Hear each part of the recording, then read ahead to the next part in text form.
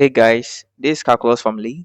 In this tutorial, you have to compute the limit of this vector function with respect to what as t approaches 1. Okay, so here we have a vector function defined with element t cube, sine of the expression 3t minus 3 over t minus 1. Then we have e to the power 2t.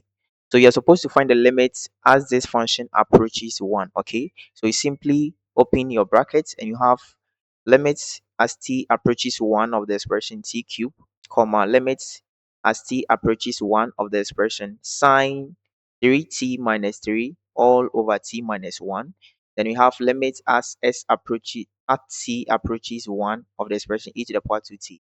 So you solve it separately, okay? So remember that this t cube is a continuous function. You just put it inside. So you get t cube. So 1 cube, which is what? Equal to what? 1, right?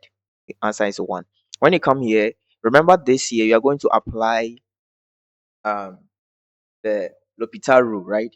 So when you are dealing with the s- trigonometric functions, you make sure that the identity sine x over x as limit approaches this function is 1. This one is an identity which is there. Therefore, you make sure that the elements in our argument will be the same as the denominator. But 3t minus 3 and half t minus 1, meaning I have to multiply this by 3. So far as I have a fraction, I cannot multiply the denominator alone, leaving the numerator. So this is a trick. You simply adjust it this way. So 3 times sine of the expression 3t minus 3, right? All over 3 times t minus 1.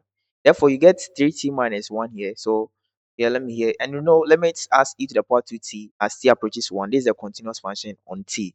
So you simply say e to the power 2 multiplying 1. The answer is e to the power 2. As simple as that. So here, my final answer becomes here is 1. And remember here, the whole expression here will give us 1 from the identity sign x over x as limit approaches any point is 1. Okay. So this means that we are going to get the answer here to be what? 3 times 1, which is what? 3. Then here becomes e to the power 2, as simple as that. And that is all I have for you. Please do well to subscribe and join the tutorials all the time.